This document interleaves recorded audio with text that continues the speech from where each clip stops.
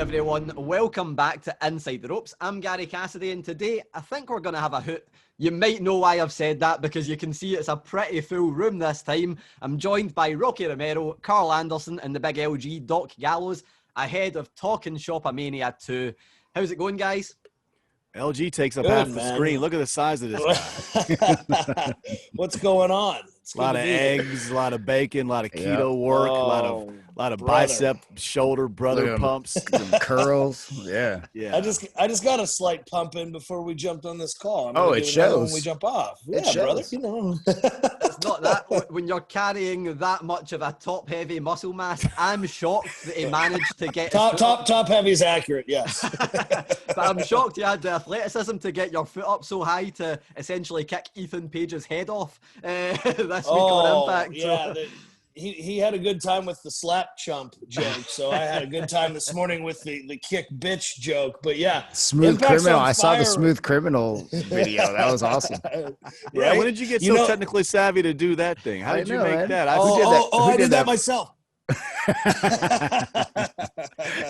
As you couldn't find the link to get into this. Couldn't. So mad, started sweating. No. Well, I think there's only one place we can start, and that is the thing we're here to talk about, TalkNshopAmania. You know, for me, I think it was brilliant because it was a loyalty card for anyone that's watched wrestling from, you know, a year ago until 30 years ago, maybe longer.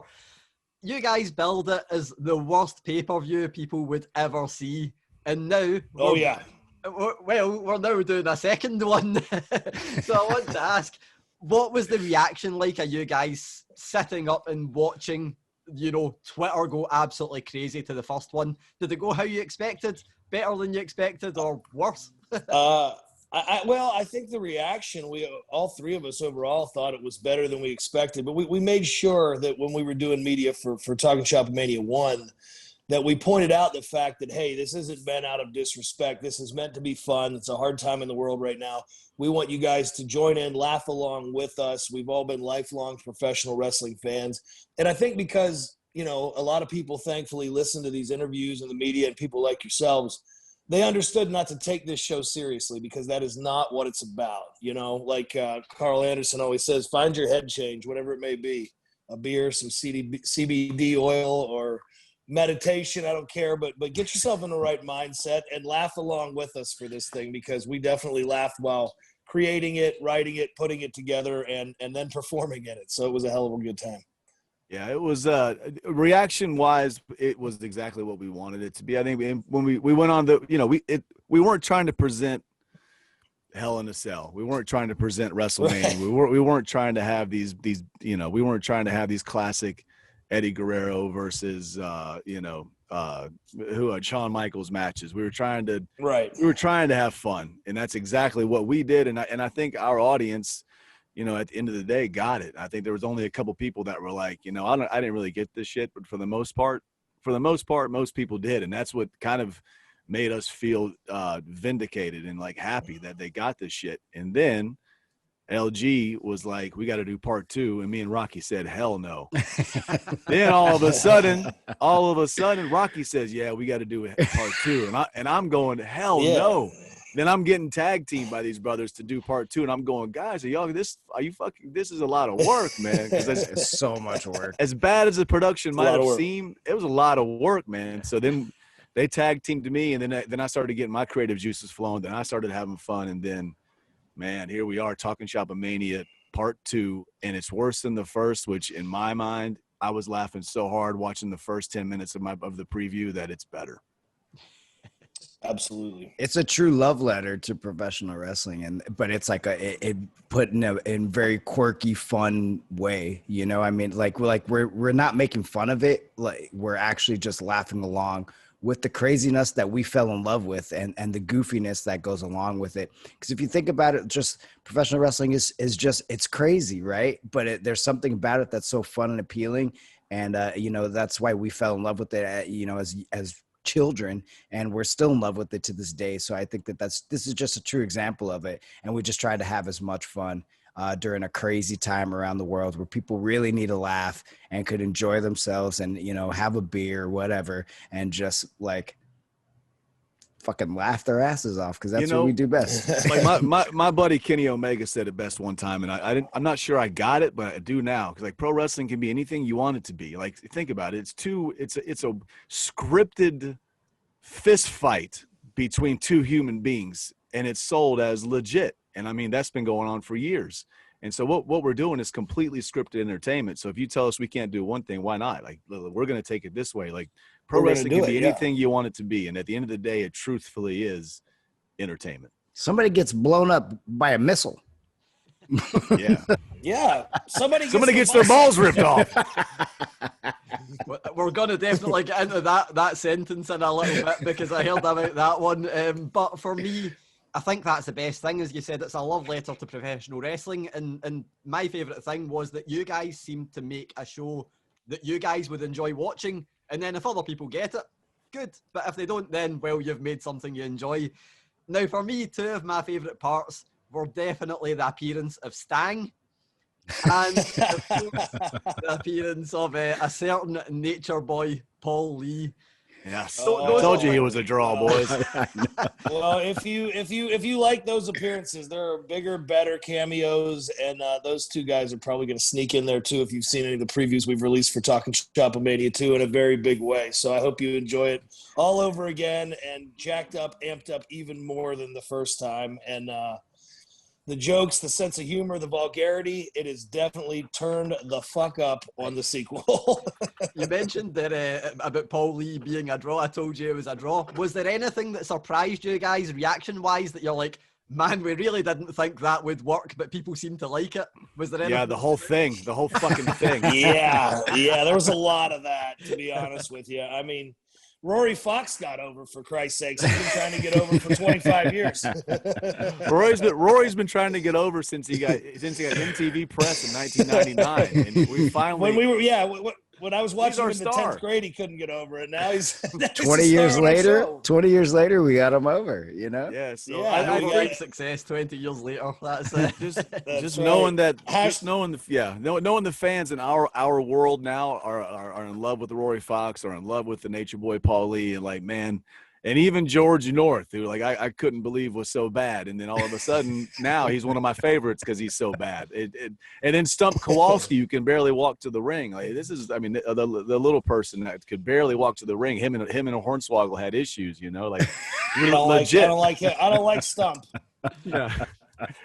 You can't write this shit, man. Like, you can't write this shit. That's why we wrote it. Yeah, exactly. Exactly. Well, you mentioned there, I was wondering when TalkNshopAmania 2 got announced, I was like, how do you one-up a Boneyard match? I don't know if that's possible. And you guys have seemingly announced a ball for a ball match. Is that correct? Oh, yeah. Yeah, it does connect. I mean, you got to, we talked about the art form of this earlier, which I don't know if early in our careers we looked at it as that as much as we do now, because if you're going to present an eye for an eye match with two of the most iconic performers in the history of our business on a worldwide pay-per-view, then who are you to think that we're not going to turn around and present a ball for a ball match on our pay-per-view? Because that's the beauty of satire. That's what we're doing. And ball for a ball match is another level. I think that is definitely TVMA, or if you can go higher. I don't know the rating system very well yet. NC-17. There you go. It's far out there, guys. Well, it's just like Chavo versus Chico. Like, we took their fight that they had and put it on a whole different, like, Hollywood-esque platform. Like, there's gunshots. There's somebody gets killed. Somebody gets their throat slit. Like, there's Matrix-like dodges. There's a missile flying at somebody. This is, I mean, and it's legit. It looks like Matrix shit. I mean, it's incredible. But then we follow that up with ball versus ball, where it's like just complete. There's cameos. I'm trying to rip his nutsacks off. I mean, there's a point when I tie his balls or Chad Too Bad ties Sex's balls to a truck and tries to rip them off. I mean, there's just little things like that just to be ready for. Yeah, just little things like that. Yeah. Or like the dialogue where I say, I'm gonna rip your balls off and drop an elbow on them, stuff like that. Not me. Chad Too Bad says it. Yeah. Chad Too Bad said that. different, or it's important to make that distinction between Carl and Chad too. Definitely different people. So we're going to get back different to humans. Yeah, we'll get back to TalkNshopAmania in a little bit. I've got a couple of other things I definitely need to ask. Last time we spoke, Rocky wasn't part of the conversation. I need to get his perspective on this and also get your guys' perspective again, since we're a little bit down the road. I asked you guys because you just signed with Impact. New Japan seemed like it was on your horizon. Impact obviously became part of that. Would there be a partnership? Now we see Chris Bay is being advertised for a New Japan show as an Impact superstar. Ooh, baby. That was almost my reaction when I seen it, but in a Scottish accent. But yeah, so are we any closer to a deal between the two companies? Is one currently in place, or are you guys just kind of playing it by ear and enjoying being part of both? I think there's definitely room in the world and especially for professional wrestling fans to see something like Impact and New Japan working together. But I think step by step, I think obviously the Good Brothers being a part of Impact and being great ambassadors with New Japan, and their relationship with New Japan is very important to this kind of whole process. And, obviously me being tied to these guys as well is important to that. And I think things are on a very, very friendly terms and better than they've ever been in years. Let's just say that.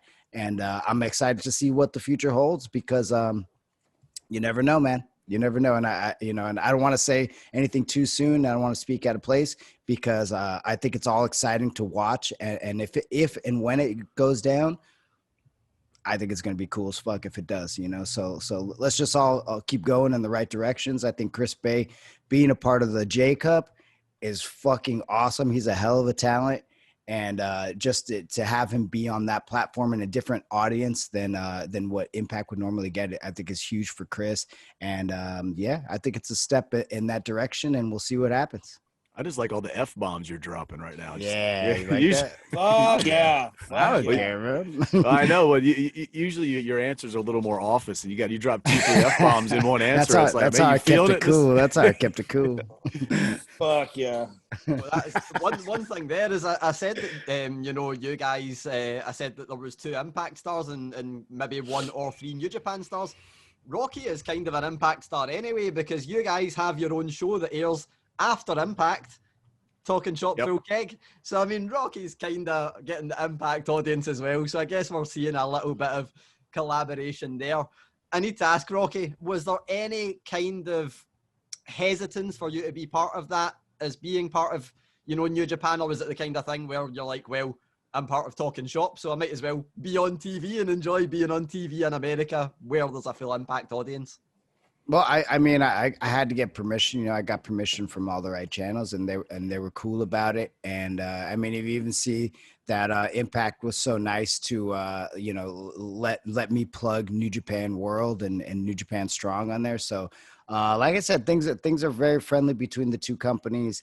I obviously the Good Brothers have a lot to do with that, and I think it's cool. I love that, especially in a world right now where there's really just one company that's like the leader of this, right? Like they're just so massive that some of these other companies who are really doing great things like Impact, New Japan, AEW, if we can all kind of, be friendly and work together, I think it's important to keep,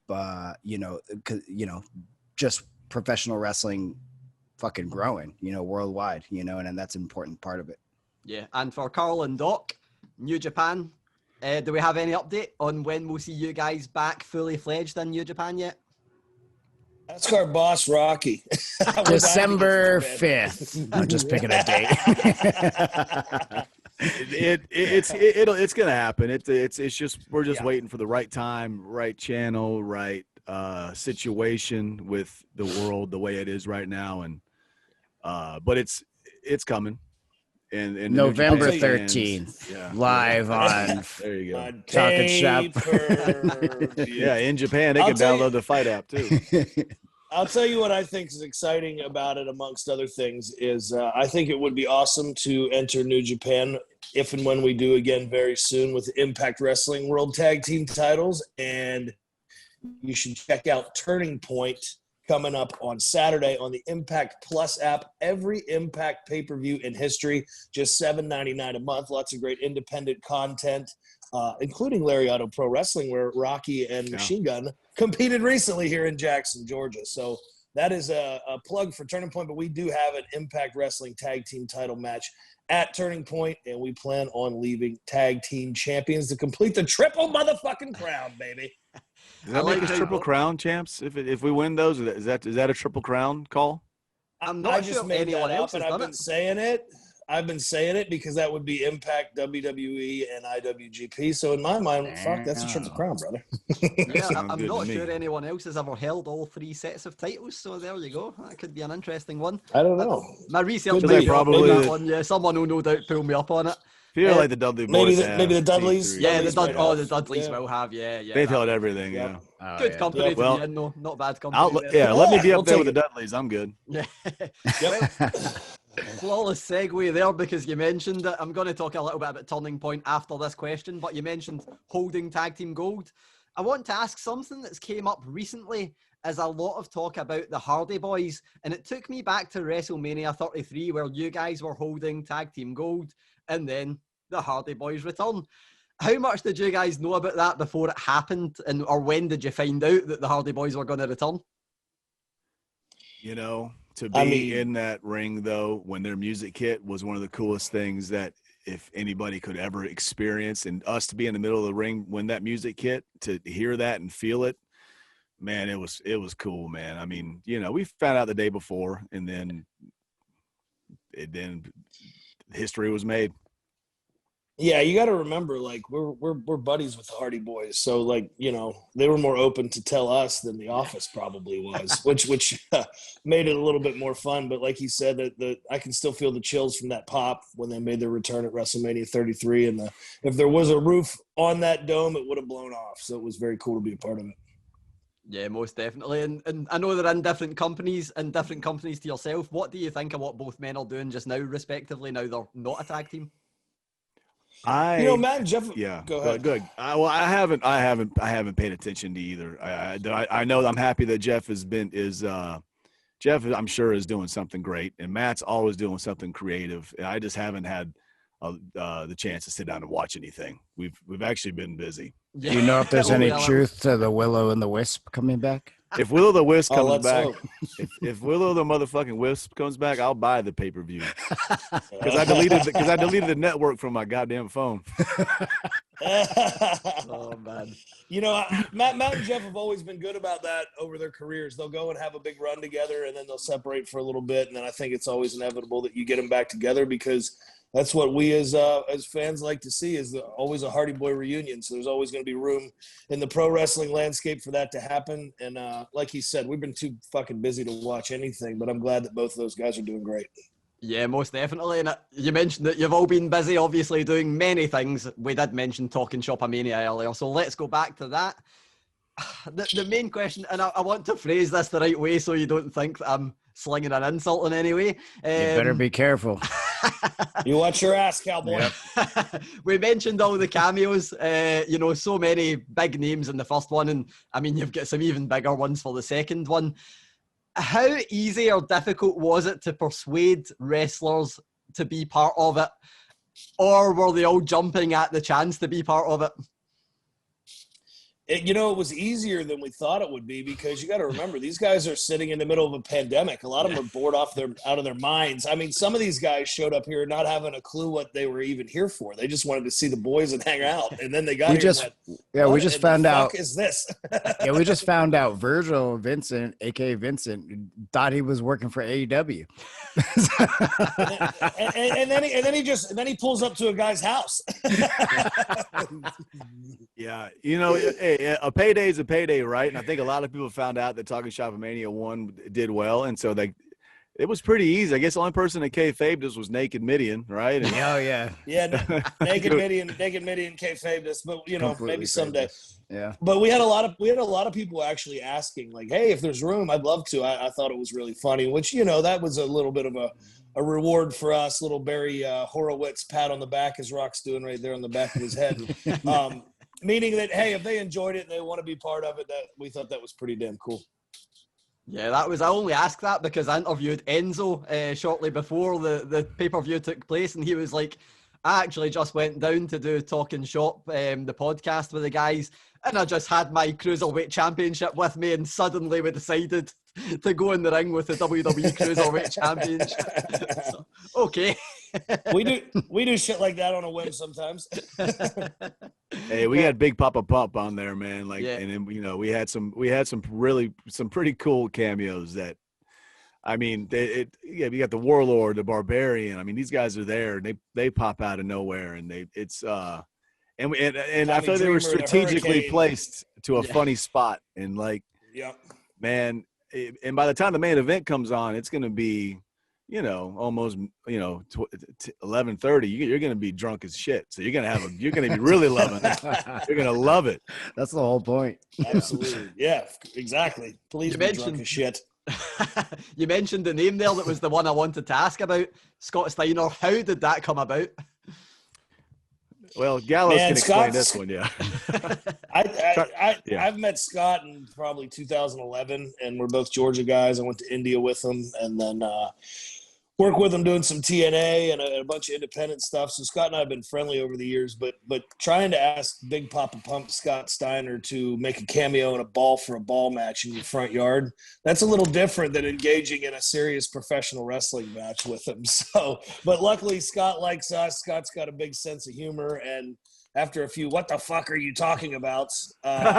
You know, we got it done, and I think it's a hell of a cameo to the point where, you know, this pay-per-view, as I said earlier, which is available via the Fight app over where you're at, is way more vulgar than what we did the first time. It's even more vulgar than the podcast, which we think is really funny. And within saying that, we still had to cut something that Scott Steiner said because we went, whoa, shit, that's a little too far, good brother. Yeah, so that's just not going to make it. He went all the way in. So I think that the Scott Steiner verbiage is some of the classic. That'll be some of the classic lines out of the pay-per-view, and I hope to hear those repeated back to all of us on Twitter on the night of the 13th. Very, very rated R. Very. Yes. So be ready for it. I'm really hoping we get a Scott Steiner math lesson. That's all I'll say there. Which leads me perfectly to my next my next question.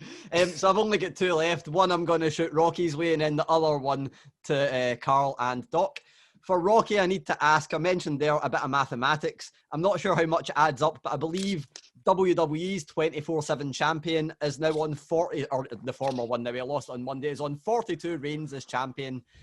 I believe Rocky is a one-time 24/7 champion at TalkNshopAmania. Will we get another 42 TalkNshopAmania events after this, and you can win one every time? We can just make it a biannual thing, and we get 42 more events. You know, I think for Chico Luchador right now, he's really just trying to focus in on his number one enemy, and that's Chavo Guerrero, and finally end the history between these two families, the Luchador family, the Guerrero family, end it once and for all. Look, TalkNshopAmania 2, they're going to have a Lucha Libre death match, and in this death match, somebody actually has to die. So whoever will be the winner of that, we'll see what happens. Well, the first shoot death match. Shoot death match. I don't think we even remembered that on TalkNshopAmania 1, the title was a 24/7 thing. So it just turned into the heavyweight titles. Yeah, we forgot about that. So thanks for reminding us about that storyline. Yeah, that's fine. Yeah, I got 6 of them. I got 6 of them laying around my house right now. If anybody wants one. It's not like we're doing a weekly TV show where it's like hard to keep track. I mean, guys, it's only once every like 4 months. I mean, yeah. We could do a little better. Relax. We're a little green with this portion. Promotions drop storylines every week. I think you're fine with dropping that one, which is completely irrelevant to the next thing I'm going to say. Last time I spoke to Carl and Doc, the thing that I asked you guys was about if anyone had got in touch or if you'd spoken to anyone in WWE since leaving and since joining Impact, and you kind of joked that you were trying to convince AJ Styles to join you guys in Impact. Have you had any luck with that? No. Oh, we're still working on them. We're still working on it. Yeah, for sure. We're working on it. Yeah, they're on Roman now too. Yeah. Anybody Anybody who's doing well over there, we got our eyes on them. We're heavily recruiting right now. Basically, anybody whose contract is coming up in the next 6 months to 2 years, let us know. Give us a call. Yeah. The serious question was actually that you guys are competing, as Doc mentioned earlier, for the Impact Tag Team Championships in a very short amount of time at Turning Point. You mentioned that you guys could be taking those titles, to Japan at some point in the future. For me, I thought you guys were going to win them in the last match, which the North won, but I'm very glad we get to see more of the Good Brothers versus the North. How do you guys see the Impact Tag Team division right now? For me, I think it's one of the best in the world, but where would you guys put it if you're looking at it from an outside perspective? Yeah, dude, the North is like I said, I think I said this before. I didn't know a lot about them when we were where we were. I just didn't pay attention. And but I started hearing about them as we were about to show up in Impact, and then I got in the ring with them and realized that they are good. Both of them are really good, really, really good. Like Ethan Page is charismatic as hell. And that's not saying that Josh Alexander isn't. I'm just saying that Ethan Page has this ridiculous amount of charisma that's insane. And then Josh in there's a hard hitter. He can wrestle. He's good, and they complement each other really, really well. And so to be able to have these matches with them is, it's fun. It's dream match shit for us that we never thought we would do. And now that I've gotten to know how good they are and what they can do, it's great. And having the Motor City Machine Guns there, I mean, these guys, in the recent last 15 years have built a ridiculous name. And I mean, it's some fun times right now, man. Machine Guns changed, tag team wrestling. For, like the next generation coming up is so heavily influenced by the Motor City Machine Guns. It's so crazy. Sure. I mean, they completely changed the game. Yeah. I said it on the Full Keg special, and it got a little traction, but I meant it. Like, if you're sleeping on Impact Wrestling, it's time to wake up. I'm talking about from the knockouts to the X division to the heavyweights to the tag team division. It's world class right now. And I think a great example of that is what you touched on earlier, is like Chris Bay going to New Japan. That's huge for us. It's huge for everybody.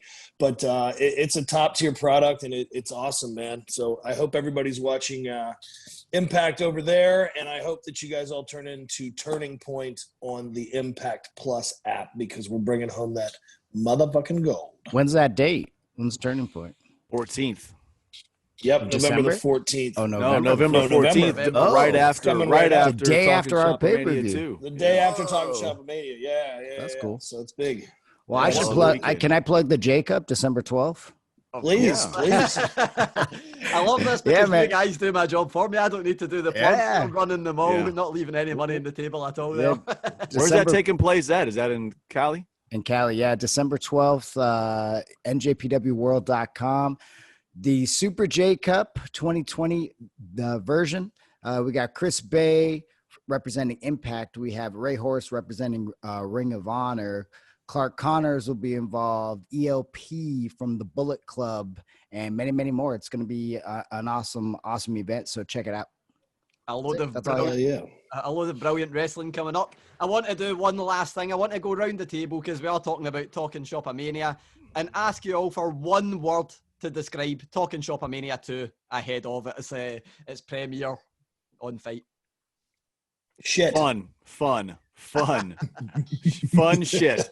We've got shit, we've got fun. Rocky, where do you stand on that one? Crazy. It's crazy. Yeah. Thank you guys so much, Rocky, Carl, and Doc. Cannot wait to see TalkNshopAmania 2, and of course everything else that follows afterwards. Hopefully TalkNshopAmania 3. Thank you guys, and hopefully it's as bad or good as the first one. We need a full review. Thank you, brother. good brother. Yeah, Thank you. We want a full review. Hit TNSmania.com for all things Talk and Shop. Listen to the podcast. New ones drop every Sunday morning here in the U.S. We just had Big Bill Goldberg on. We've had the Young Bucks on lately, Eric Bischoff. Some great guests over there. Everything's at TNSmania.com. Links to our alcohol. Everything that we're doing. Follow at Azukar Rock on all social channels, at Machine Gun KA, and at _Big LG. Thank you all, and we will see you November the 13th, 10 p.m. Eastern Standard Time on Fight TV.